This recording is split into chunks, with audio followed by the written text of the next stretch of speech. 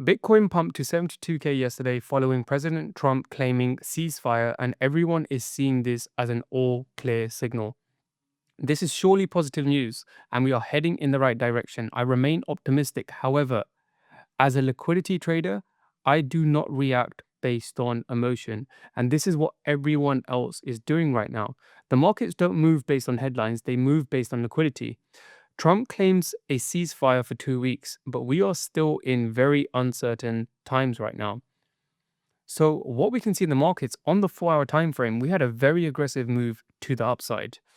And normally when we get an aggressive move to the upside, what does that mean? It means imbalance, market imbalance. And when we get an imbalance, price needs to come back and rebalance the imbalance. So we did get a move just recently, and we had this wick to the upside, a sweep of liquidity to the upside and also to the downside.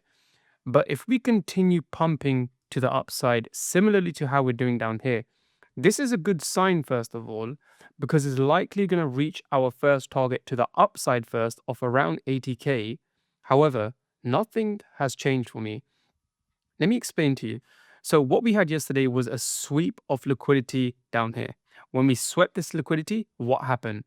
Price closed below. On the 4-hour time frame, we had a clear sweep of liquidity. Now, what we can see down here is a fair value gap. And what does that mean? We've got imbalance within this area. Price comes up, rebalances the imbalance, rejects it, close below, right? And it's likely we had a lot of traders entering a short in this area down here, but also people getting stopped out. So what does that mean? Specifically for this candle as well, we had a sweep of liquidity down there. I would have liked to see price come and sweep a bit more higher, deeper into this imbalance, but we haven't yet. So what does this actually mean? It's likely we're going to continue moving to the upside. And I would like to see that. Daily time frame, my targets still remain around 80K.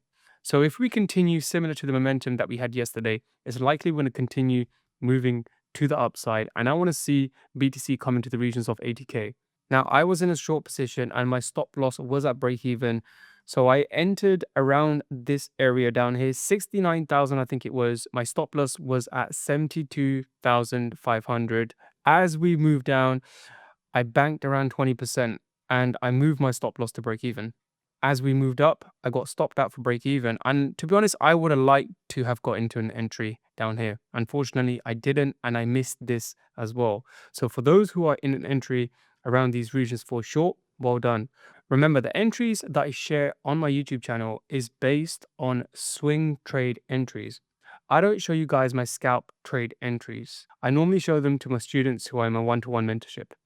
If you do want to see some of the entries that I take for my scalp positions, drop a comment below. I'm happy to deep dive into this a bit more, show you the strategy that I use for my scalp positions. I prefer to show you guys a higher conviction play for the entries that I take based on my swing positions. However, of course, if you are interested in scalp positions, please let me know.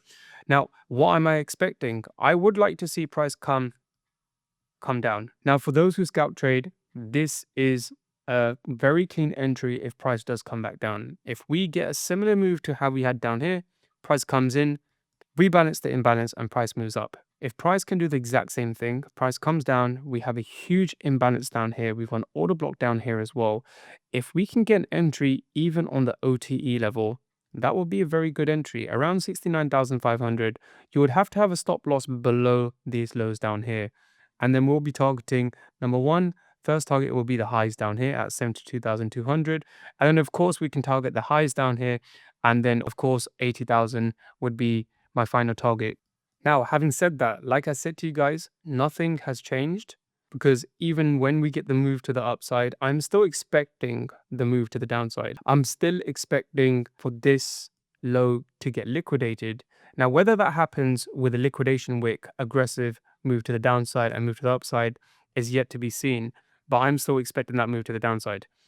What we can see is target number 1 to the downside at 60K, target number 2 to the downside at 50K. Those are the regions that I'm looking at. So to summarize, what I'm seeing is the possibility of price continuing to move up to the upside, tapping into the regions of 80K, likely even move slightly higher into the 61.8 rejection of around 83,000, but we'll still get the move to the downside. My downside targets, target number 1, 60K, target number 2, 50K. Those are the regions that I'm looking at. Nothing has changed for me. I told you guys about this move. I have been telling you guys about this move for a very, very long time, and I said to you guys, it's likely that we're going to see a move to the upside. Now, what you guys need to understand is we are still within a range-bound price action. We had a pump to the upside, very small pump, but nothing has changed. We swept liquidity. We're still within this range. What I'd like to see is a move to the upside, a move down, tapping into the 60K, dollar cost average, tapping into 50K, dollar cost average, and then we'll get the bigger move to the upside. This is likely just a relief rally to the upside, manipulation, and then distribution. Now, if you like these types of videos, consider subscribing and like. I trade liquidity. And if you're interested to know more about how I trade my scalp positions, drop a comment below.